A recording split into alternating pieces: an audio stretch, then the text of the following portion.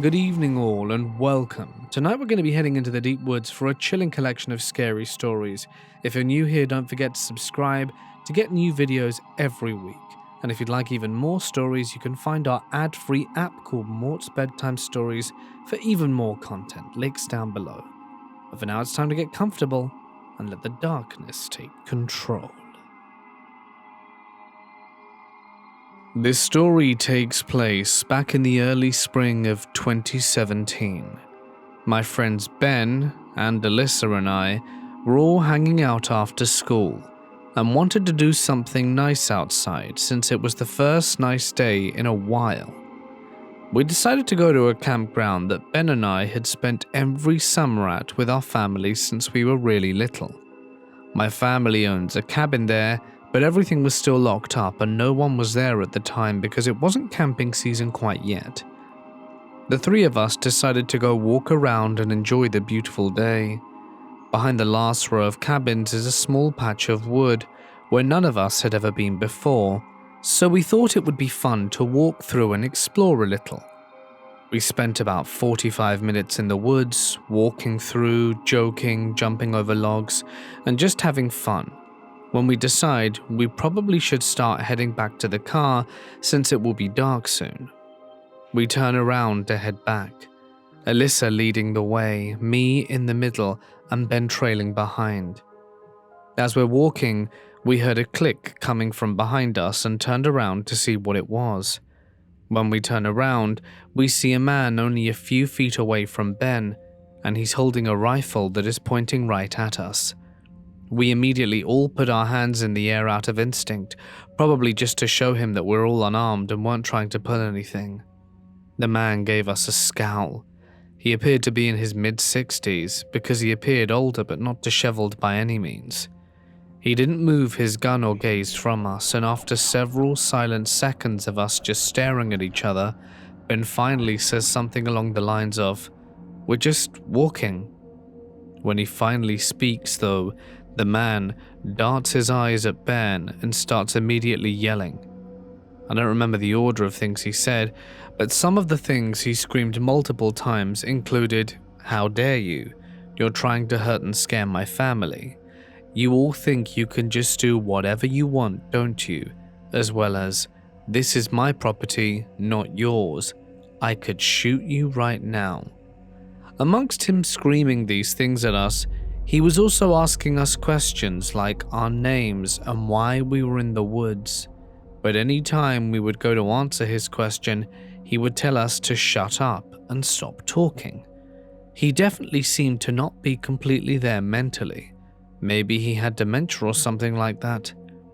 The whole time this was happening, he appeared to be thinking really hard on top of being angry with us, and we felt trapped.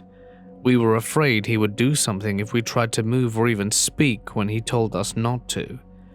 After he kept us there for about a half hour or so, a woman who appeared to be in her 30s started walking towards us. When she came towards us, we all suddenly were thinking that she was coming to save us from her confused relative. She said something along the lines of, "Come on, just shoot them or call the police already." To which the man immediately responds with, "Just let me think." So as you can imagine, this small interaction between the two of them definitely did not make us feel safer. We all felt doomed at that moment. Ben, who was the most level-headed of us, says, "That won't be necessary. We'll leave right now." The two of them just looked at each other and back at us for a few seconds, and she finally said, "Fine, you guys can go. But I'll be watching to make sure you actually leave these woods. And if you try and come back or stay, we'll do something about it." We all said that we wouldn't and began running back the way we'd entered through the woods. When we finally hit the pavement of the campground, we all continued to walk for a while before finally stopping to breathe. We hugged each other and cried out of pure shock but said nothing. We made it back to Ben's car and we all got in. Ben had his iPad hooked up with all his music to his car, and it would always play on shuffle. And the first song that played as soon as we got into the car was "It's Good to Be Alive Right Now" by Andy Grammer. Let me tell you, none of us have ever felt more thankful to be alive than at that moment. Turns out the woods are the man's private property. We just thought it belonged to the camp because there were no signs or anything on the campsite. If we knew it was private property, obviously we wouldn't have gone in to begin with. We informed the camp director, and now there are signs up everywhere that say, "Do not enter," so no one has to experience what we did. The police were contacted, but since there were no damages done and no proof, there was nothing that we could do. I am a female and the youngest of a Hispanic family. My father had a lifetime of adventures and interesting stories, one of which used to give me nightmares when I was a child. For context, this happened back in the early 70s. My father had a rough life and a devastated upbringing. He was short in stature and was of Japanese descent. He was also aggressive and fearless and had the "don't mess with me" kind of attitude. He was an outdoorsman and he was always armed, and he would indulge in liquid courage more often than he cared to admit. This particular night took place in Sierra Madre, which is located in the wooded mountains in Mexico where we lived. It was a typical night. My father was horseback riding home, which would take about 2 hours. In his drunken stupor, he heard someone calling out his name from the woods. "Tranquil, hey tranquil," in a raspy voice he didn't recognize, and although it was too dark for him to see, he wasn't concerned. He replied by shouting back angrily, "Who are you? And how'd you know my name?" My father kept on riding, but then again, "Tranquil, hey tranquil," the voice continued. At this point, that unnerving voice put him on edge. Suddenly his horse got spooked. My father was bucked off his horse, who took off galloping into the darkness. Unfortunately, his foot got stuck on the saddle, but his horse continued to run, dragging him face down. After what felt like forever, his foot became dislodged from the saddle, but his horse didn't stop. Catching his breath, he stumbled to his feet, hoping for a swig of tequila, promising himself that it would be the last drink. He continued to hear someone calling out his name in a sadistic, taunting squeak. My father began to shake involuntarily and felt his heart pound against his chest. Trembling, he shouted out that he should fight like a man and show his face, not truly meaning what he said though. He had been hoping it was all just a bad dream since no one answered. But then abruptly he felt its hot breath. Before he could do or see anything, he was picked up and tossed a few yards away in the air. Whoever, or whatever that was, had massive strength and knew his name, and it had made him question himself. Obviously too much for him to handle, Father felt defeated and knew of his impending doom. Whatever that was, he knew it couldn't be human. Barely conscious, his terror intensified. When he heard a horrific high-pitched howl, my father was beyond afraid and admitted to nearly wetting himself. While barely conscious, he was praying to God that if he helped him through, he'd stop drinking. It was at that point his vision went dark and he collapsed. Waking up, my father found himself in a canyon. He was relieved to know he was still alive, but he slowly realized it wasn't a dream at all. He had indeed been attacked. His raw flesh was exposed to the cold wind, and the intensity of the pain throughout his body was excruciating. It was almost dawn, but it was winter, and snowflakes were starting to fall. Moments passed when he started hearing noises nearby, and he began to panic. The injured man stumbled to his feet, gathered his bearings, and without looking back, climbed out of the canyon. Once again, he started walking towards home as quickly as he could.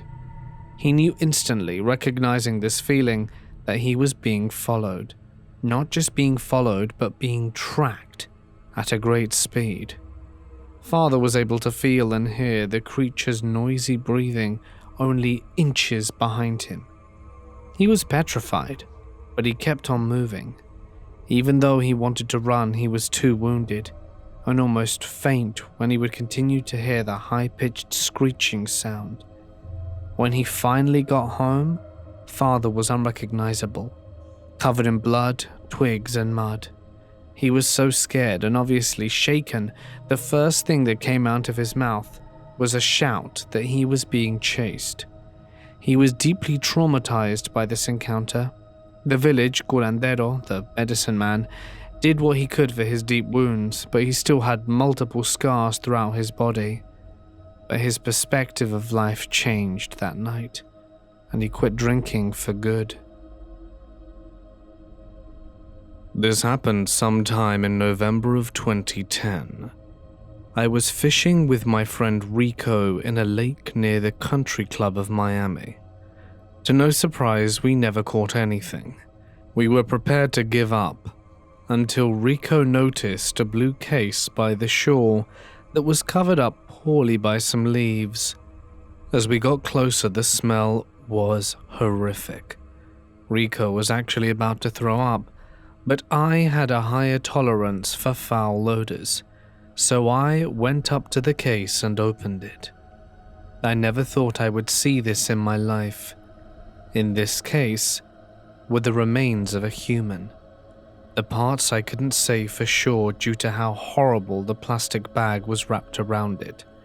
Assuming it was trying to hide the body part, we called the police, which surprisingly arrived very quickly, and the area soon became a crime scene investigation. A few days passed by, and of course, since I'm curious about the situation, I looked for news articles online, and it turned out the body part we found was a male torso, and it was one of 2 other body parts we had found. The other 2 were hidden in different parts of Broward County. To make matters worse, they came from the same person. And the guy who did it didn't have a motive. Turns out the police were struggling to find clues to catch the killer, because at the time there were other separate incidents similar to this one after we called about the torso. They had more information and were able to locate and arrest the murderer. To this day he remains in jail, but it's still a pretty scary situation considering I had never seen a dead person up until that point, let alone a severed body part. And to make matters worse, we found this behind a middle school.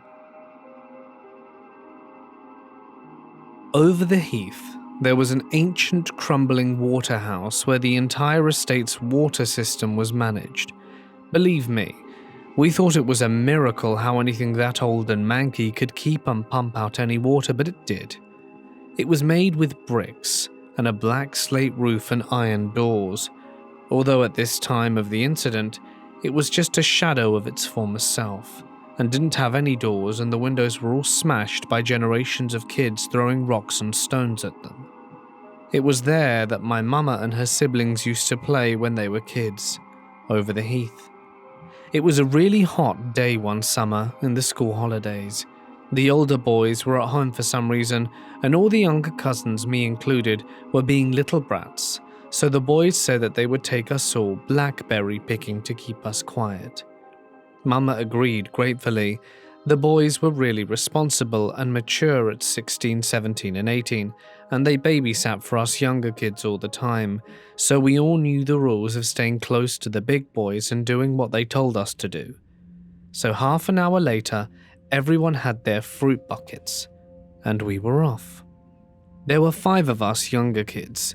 We were all really excited as blackberry picking was a great family favorite activity, and our gran made blackberry pies that were out of this world. Gran's house led directly onto the back of the heath. There was a fence with a gap at the end of the road. One of my older cousins passed me through the other and lifted my tiny wheelchair over the fence. The other kids were through in seconds, and we were away again. Onto our destination. The older boys told us spooky stories as they always did, half because they liked scaring us, half because we begged them to. There was nothing more terrifying than a story from my cousins Harry or Billy. They were masters and oh so believable. We all stopped talking when we came to the water house.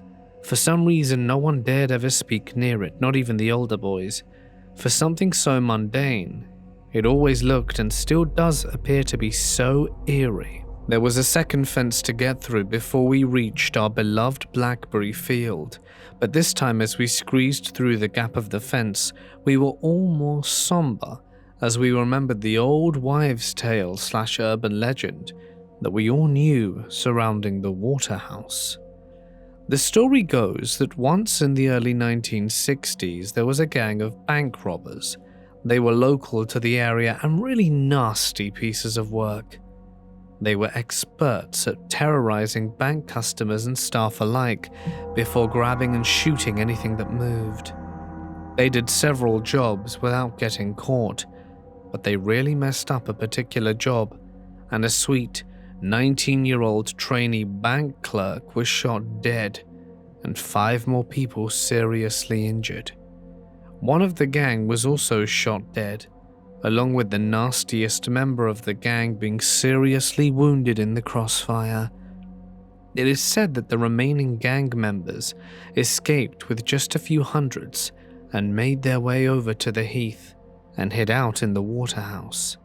It was newish at the time and a perfect hideaway for the robbers / murderers. There was a lot of contention and stress between the remaining gang members, and a few months later, although it was never proven how, the bodies of all 3 of the remaining members were discovered rotting away in the Waterhouse about 6 months after. A few years later, the weird stuff and creepy noises started occurring near and around the Waterhouse. Mysterious, hairy figures were glimpsed moving stealthily amongst the pipes and wires. A dank, moldy, rotten smell like aging river weeds was always smelt around the area of the Waterhouse, and eerie wails and menacing murmurs could be heard day and night. In the late 70s, there was a spat of mysterious deaths of homeless people who would shelter over the heath not too far from the Waterhouse, but there was nothing to ever link their deaths to the Waterhouse itself. But the locals soon started giving the Waterhouse and surrounding area a wide berth because of the dark history and creepy reputation that were left by the Waterhouse, and it was left abandoned and in disrepair. That's what we knew of the Waterhouse's dark history. That's why we were so wary and anxious to get away from it as quickly as possible. When we were all through the gap in the fence further away from the Waterhouse, us younger cousins built up enough courage to glance over at the building of ill repute, before being rounded up by the older boys. One of them put me in my wheelchair again and we set off to the blackberry field. We soon arrived at the field where some other local kids we knew were already there, and we spent a nice afternoon picking and eating the juicy sweet blackberries and splashing in the river. And as soon as the sun was setting, it was time for us to head home. Our journey home was much like the one there. We were still bantering, laughing, and the older boys were still winding us up slightly, but being as it was getting later, we were feeling warier and slightly subdued. When we reached the fence before the Waterhouse, the air felt slightly too close, like before a thunderstorm. The youngest of the 3 older boys got me out of my wheelchair so that Billy could lift it over the fence. The other kids were already on the other side of the fence with Harry and Billy. Suddenly, one of them said to his brother in a low growl, "Something moved at the back there, bruv." Billy just looked at him sideways out of the boys. Alan was the most likely one to start pulling a stunt or wind everyone up for a laugh, but Adam was straight-faced. "I'ma go have a look," passing me through to Billy and squeezing past us. Having put me back in my wheelchair, Billy had moved forwards towards his brother, when we all heard Alan shriek out in horror and disgust, and the 2 boys moved back quickly. Harry, having already taken me out of my wheelchair again, had told everyone to run, and we did. Billy picking up my tiny wheelchair, folding it while running, and Alan grabbing the other 2 kids' hands and following Billy and Harry, running with me on his shoulders, holding my other cousin's hand. We ran and ran, and Alan kept on saying to not look back, but I didn't see anything. We didn't stop till we reached the fence which led back to the road on the estate, and we could actually see civilization again. We were all completely exhausted, especially the older boys. Before we skipped through the fence to the road, Billy, holding himself up by the railings, asked, "What did you see, Alan?" "Yellow eyes, hairy face." All of us younger kids began to panic and scream, and Harry had to calm us down. He said that we were all safe and it would be alright, but that we all wanted to get as far away from the waterhouse as possible. When we got home, we all looked bedraggled and slightly nervous. Mama and my auntie noticed this and asked the boys what was wrong. Harry just said that we got spooked by an old drunk man in the bushes looking for golf balls to sell, and that was quite commonplace over the heath. Mama and my auntie just gave us kids a pep talk and hugged us. We never did tell my mama or auntie the truth about the yellow eyes and hairy face, or find out what it actually was, but us kids didn't go near the waterhouse for a long time after that. In late summer of 2019, a few miles away from Montello, I was walking down in the woods in Marquette County, Wisconsin. I decided to go at night after dark because there would be no heat and I didn't want to get heat stroke out there. I was taking a walk on a foot trail some people used and made, but there wasn't an actual trail on any map. Moments before the experience happened, I checked my phone and it was 1:42 a.m. A few minutes later, I heard the following. "Hey bro, can you come help me?" From the direction I was facing, and I just said, "With what?" "Come closer," which made me choose to run back down the way I came. And yes, I got chased down and heard, "I need some help, bro." Funnily enough, a deputy was driving by as I floored it out of there as a dude hit my car with a knife, scratched my truck a bit and dented it.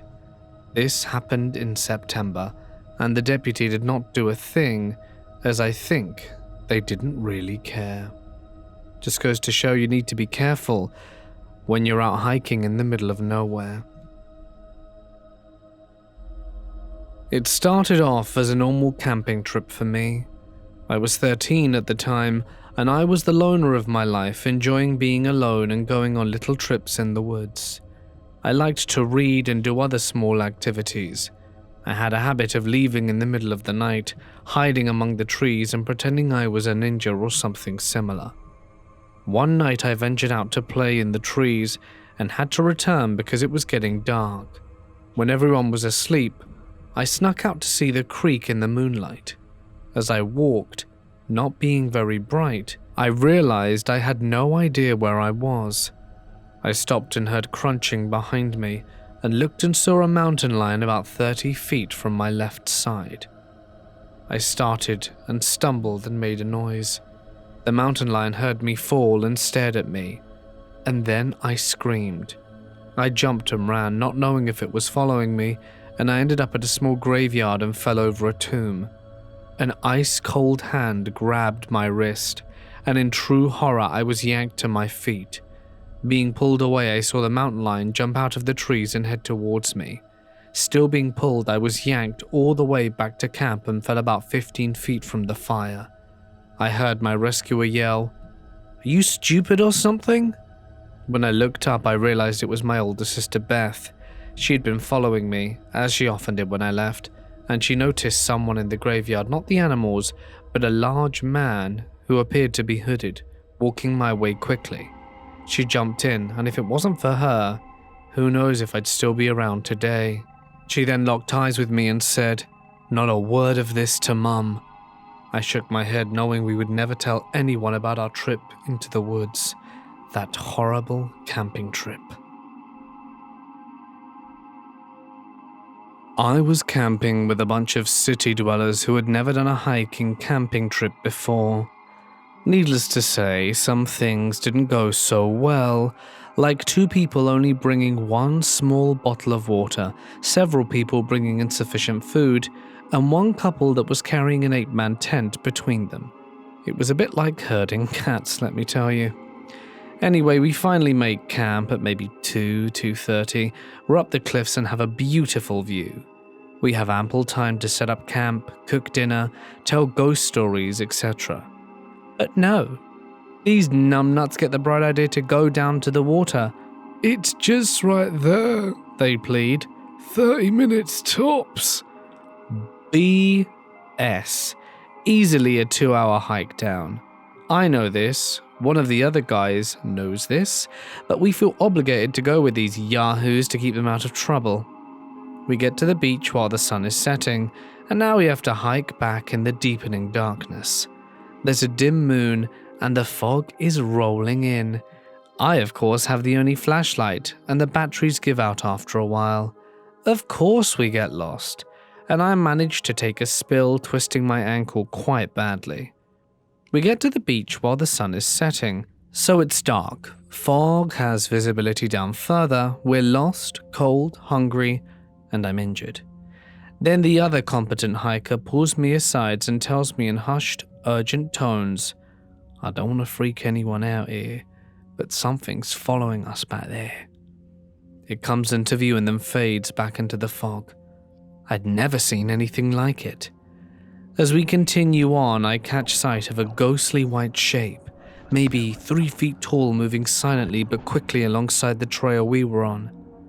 Every hair on my body stood on end, and I could have made a diamond in my butthole. It didn't stay visible for long, and disappeared into the brush almost as soon as I'd noticed it. I caught fleeting sights of it again twice more before it vanished for good.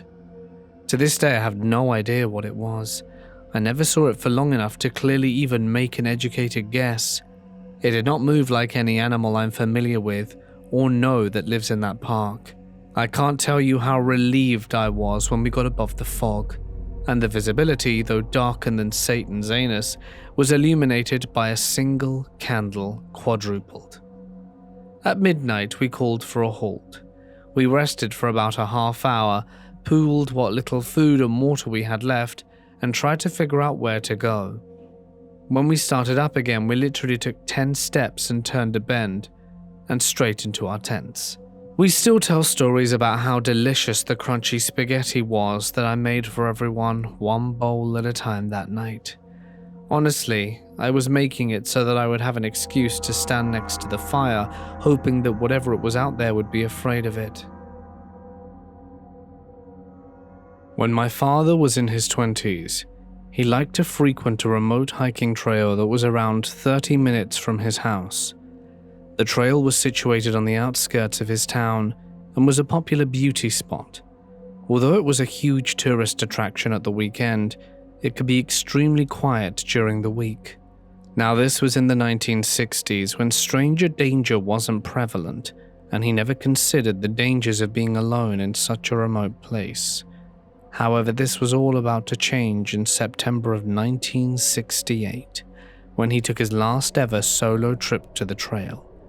He had been frequenting the trail for about 3 months at this point, with little to no incidents.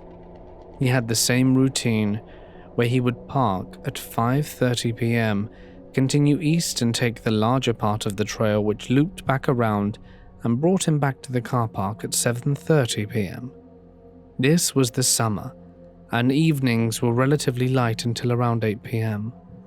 My father was particularly strict with his timekeeping because there was little lighting on the trails, plus the change in temperature hugely decreased at dusk.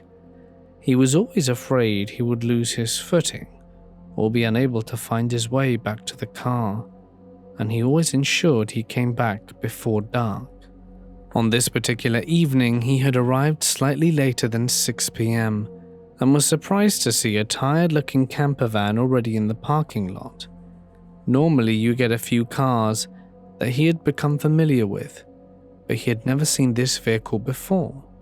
Something about it just gave off bad vibes, and he initially put it down as never seeing it before. He decided to ignore red flags, but decided to take a quicker route to ensure he would be back before dark. He consequently decided to take the trail north, which would shave off about half hour of time. Halfway into his hike, he starts to get the sensation that he's being followed. He turns back and expects to see another hiker, but the footpath behind him is empty. He looks around to see if there is an animal in view or a ranger, but he can't see anything. Putting down his binoculars, he turns back and expects to see another hiker, but the footpath is empty behind him. He looks around to see if there's an animal in view or a ranger, but can't see anything. Putting it down to paranoia after seeing the van, he continues but tries to tune into his environment as best he can, listening to any sound or movement. Deeper into the trail, he becomes more and more uncomfortable and realizes he is totally alone. He hasn't seen another hiker, and the feeling of being watched is only growing with intensity. He knows he has another 30 minutes of walking to go, so turning back around wouldn't make any sense. He continues but quickens his pace and tries to rationalize why he's feeling like this, but it's no good, as he still feels like a deer in headlights. As he approaches a bend in the trail, he immediately gets the fight or flight feeling, where he senses he's in immediate danger. He half expects to see someone as he turns the bend, but nobody is there. Still absolutely terrified, he decides he needs to hide from whatever it was, so he goes behind some bushes and remains as quiet as possible. A few minutes go by and nothing, not a sound, and he starts to convince himself that it's probably safe to continue. He is just coming out of his hiding spot when he can hear a shuffling sound. It's a very light sound coming from the direction he was coming from. He's hoping that it turns out to be a deer or another forest animal, and laughs that he's been scared for nothing. But he sees the outline of a person. He can only see partially due to his hand obstructing the view, but senses this is a man with a very broad frame. He's walking slowly and carefully past the bushes, as if he doesn't want to be seen. My father then comes to the realization that this is probably who's been following him and what set off his warning message to hide. He quickly ponders what he needs to do. He can't go back in the opposite direction, and it's a good hour of walking and nightfall is approaching. He also doesn't want to continue the remainder of the trail because he may meet whoever was following him. He considers the possibility of hiding a bit longer, and that would mean being stuck on the trail in pitch darkness. He then realizes where he is. He's about a 10-minute run up to the main road, and it's situated behind the wooded area where he resides. All he has to do is go up to the road, and it's probably another 10 minutes to his car, but it's 10 minutes of being open. He may just get away with it. So he waits until he suspects the man is out of view and makes a run for it. 2 minutes into his run, he starts to hear branches snapping to his right. It's the man from before. He's now pursuing him through the trees. My father manages to outrun the man and makes it safely onto the road. He pauses for a second to catch his breath, and then jogs back to the car park, too scared to look back. Upon arrival to his car, he notices the camper van is still there, but the other cars have since left, leaving him alone. He quickly gets in his car and drives as fast as he can out of there. As he's pulling out of the road, he looks towards where he's just come from, and the man is standing in the road. He's just staring wide-eyed at my father with no expression, no movement, just staring. My father drives in the opposite direction and can see the man still standing in the road, watching the car until it pulls out of view. My father still has no idea if the man actually meant any harm, but it took a long time to return to the trails. He would always take a friend and prefer to go at busier times. He did report the incident to the park rangers, but nothing ever really came of it. I have recently ventured up to the trails with friends to confirm that this is not somewhere you would want to be alone. I went out for a small hike that promised some awesome views at the top. There were families getting out of minivans at the trailhead, so I thought, sweet, because this place was in the middle of nowhere. But there wasn't much underbrush to hide in, so I had to trek a little further off the trail. When I was getting ready to get back, I saw a man staring at me through a hole in the leaves. He was on the trail and wasn't moving. The look on his face was honestly terrifying. He was wearing 70s serial killer glasses and everything. I had this feeling like I instantly knew I wasn't going to see another day if he got to me. I had pepper spray, but everything in my body was off, like an alarm to not get closer. I felt so scared and then oddly calm, like logic kicked in and overrode fear. I tried walking parallel to the trail, thinking I could make a run for it to my car, but he was following me step by step. I checked Google Maps quickly and saw the trail made a sharp curve up ahead and heard a group of people coming down, so I ran that way instead. I jumped through the bushes behind them, smiled and said, "Hey," as I didn't want to startle them. Right when we rounded the corner, the guy was gone, like no trace to the rest of the walk back to the trailhead. He must have been a great runner to move at that speed, but I was freaked out and checked my back seat like 8 times. I didn't drive back to my hotel right away and hung out at a busy nearby cafe, but it still really freaks me out. Why the hell was he doing that to me? Back in 2015, I was on a hiking trail in Arizona. I've hiked a lot in worse terrains in Europe, so I wasn't too worried about doing it alone. It was almost getting dark, and I was at an eerily deserted stretch for what felt like hours now, when suddenly I heard a kind of music. As I kept going, I realized it was someone whistling. It gave me the creeps, but the idea of company relieved me a bit as well. Soon enough, I saw a man in front of me walking in the same direction. He was wearing a t-shirt and pants, which was surprisingly inadequate, especially for the impending night. I passed him by and he was the one whistling indeed, and turned to say the customary greeting. He looked up deadpan without a word, turned back down towards the ground and kept whistling. He was walking slowly and almost in a trance-like manner. I quickly averted my gaze forward and almost abruptly the whistling stopped. I turned back to see what had happened, and there was no one on the trail. It didn't even feel like anyone had been there. Needless to say, I freaked the hell out and made it back without any further issues, but I still think about what I saw and heard that night. I used to hike out in the woods when I was 14. My parents didn't know I did this, as I used to enjoy hiking trails near our home. I'd explore and then have to find my way back without a compass. It was a fun pastime for me. But one day I went really far, probably 2 to 3 miles through these old logging trails. That's when I started smelling something terrible. There was a rocky outcrop right before a steep cliff, and at the bottom of the cliff there was a massive pile of dead deer. Most were decapitated. Some were fawns, and there had to have been between 20 to 30 of them at varying states of decay. The stench was mind-alteringly bad. When I thought I had seen enough, I had a four-wheeler and decided to hide. 2 poachers in camo rolled up and tossed 2 more deer carcasses on the pile. They smoked, spoke, and then left about 10 minutes after. I was probably 15 meters from them the entire time, hiding under a hemlock tree. I didn't recognize either of them, and I knew absolutely everyone on that entire side of town, as it was only 15 to 20 houses in a 5-mile stretch. I ran home and told my parents. They didn't believe me, and they didn't know I was running off to those trails like I said, so I got into huge trouble for that. I mentioned it to our neighbor who was big into hunting. He seemed very concerned and brought it up with the game warden. They investigated it, found the dump site, but no one was ever caught. I live in Wales, and when I was 13 years old, I lived in a tiny little village, and one day my dog escaped the back garden and went on a solo adventure.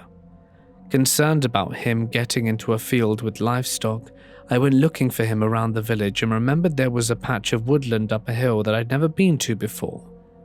I could imagine the dog would love it there, so I went to check it out. I reached the woods and began to call out my dog's name, hoping he would come bounding out of the woods, but no sign. I went further in and came to a pretty large clearing, and suddenly I felt a bit creeped out. I didn't want to call my dog out anymore and thought I should be getting home. I left the clearing and began running back the way I came. Only this time I could hear something. There were very clear sounds of footsteps in the dried leaves following behind me, and I mean right behind me, as though someone was walking close enough to touch me. Only there was nothing there. I kept stopping to look around and the footsteps would stop too. My skin was crawling, but I had a strong sense that I shouldn't run, so I forced myself to walk instead. I was completely terrified and managed to walk about 10 steps with the mysterious sound keeping pace, until my nerve went and I broke into a mad run again. The worst part is, the moment I ran, I heard a high-pitched giggle coming from behind me. I got the hell out of there and never returned. My dumb dog was waiting for me, having made his own way home. I'm glad he didn't go into the woods. He might have been dog-napped by the pixies. When I was younger in the woods near my parents' house, I saw a man with a rifle sitting on an old tree. There really is nothing strange about it. People go hunting all the time in those woods, and I was only on the path they used to come back to their cars. But the way he was holding the rifle while standing there, the way he stood up in panic right as my dog startled him, and the fact he was clearly crying felt weird on the spot. He waved at me, said something I couldn't hear, and I passed him saying hello. It took me 25 minutes of walking before I realized I might have interrupted his attempt at offing himself. I tried going back, but he wasn't there, and I told my parents about it, who called the police, but nothing ever came of it. Maybe I was wrong though. Maybe he wasn't holding the rifle like I remember, or perhaps he wasn't crying as much as I thought. But deep down, I think I might have saved his life. I live in a very rural small village with maybe 10 to 15 houses. It's near the highway, and also 10 minutes away from the main town. Christmas Day in the afternoon, my partner and I go for a little digestive walk as we're really stuffed from all the food. It was 5 o'clock and already dark when we left, and we had a big, bright LED flashlight with us. I also took my camera and flashlight, as I love taking pictures of nature at night. We decided to walk on a little country road towards the forest, and then turn right, following a small, gravelled cycle track close to the forested border which connects our village to the next. In the middle part of the track, you have to walk through a small patch of forest.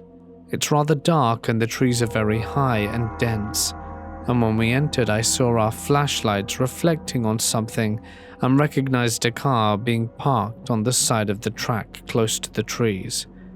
This struck me as odd, as cars are not allowed to drive there and the path is very narrow and hidden, so I was a bit cautious. My partner pointed the light inside of the car and it seemed to be empty. I also noticed that the windows were frozen, so it must have been parked there for a while. A bit in front of the car, I spotted a tree with an intriguing structure, so I asked my partner to point the flashlight towards it so that I could get a better focus and photograph it with flash. After I took a few images, my partner told me, is someone standing behind us in the middle of the road? He's looking at us. No one was following us the whole way. I kept looking around and behind us occasionally, because at this time in the evening, and close to the border of the forest, were boars, and it was mating season, so they were more aggressive than usual. But it wasn't a boar that we discovered. It was a man, staying out of the flashlight's reach. He didn't say anything, was just standing there facing us. At first I thought he might have been startled. It may seem a bit weird if someone's just taking photos around your car. It was not even legal to drive on that path with the car. I decided to go up and confront him from a distance, explaining to him that I was just taking pictures of the tree. He didn't react and just stood still. I then went on to ask him if he needed some light, and he replied that it wouldn't be necessary, which was strange, but I was still calm, sure about there being an ordinary explanation for his behavior. Nonetheless, my partner and I decided to just get out of there and followed the path leading to the next village. I remembered the letters on his license plate, not the numbers though, and googled it. and it turned out that he was from a city 6 hours away. Mind you, at the time, the country I was living in was in a very strict lockdown and you were only allowed to travel by car for urgent reasons. After we reached the first lantern of the next village, we looked back and observed the car driving a bit out of the forest and turning around and going back inside. I was able to see that he parked there again and turned the lights off and didn't leave the forest. We went home on a much longer route than intended, as I didn't want to go back there for obvious reasons. With our flashlight battery dead and my phone battery on low, I didn't want to call the police back then, but I called them as soon as I arrived home and gave them the detailed account. So I didn't want to call the police back then, but I called them as soon as I arrived home and gave them all the details. I had the thought of photographing the car when I entered the forest part of the path, but somehow I felt unwell about it and decided not to do it despite it being an interesting scene. In any case, I'd just rather not see that guy there again. This happened to me when my friend Sam was accompanying me 3 winters ago. We liked exploring nature and walking around outside, and our friends had introduced us to this beautiful place in Wisconsin, Grant Park for anyone familiar with the area, that we had visited with them 3 or 4 times. Every time we had gone with them, it had been a pleasant trip. We walked around, got to see some beautiful views of Lake Michigan, sat in crooks of trees, and talked about books and games as well as other things. We had been starting a new game of Hunter, The Darkness, a tabletop RPG game like Dungeons and Dragons, and we were using the park for scenic inspiration. It was great. For the purpose of storytelling, she and I were both 5'2" and 5'3" females.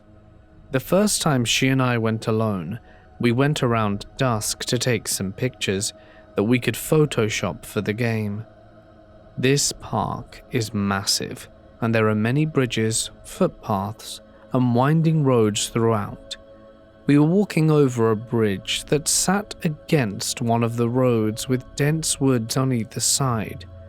As we were crossing, our car drives by and rolls down the window, and some guy leans out and yells, "Hey," at us.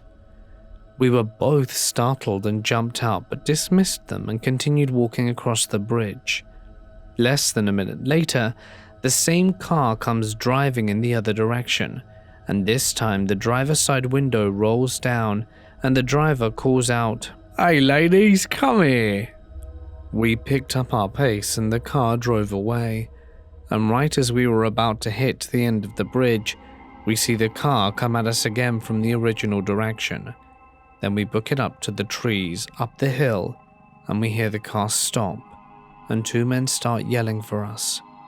We continue running and hid in the dark for 15 minutes or so until they left, and we ran back to our car and departed also.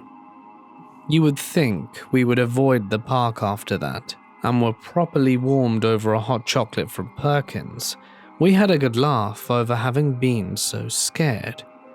We went back to the park with our male friend a few times and nothing even remotely scary had happened, so she and I decided to return, just the 2 of us.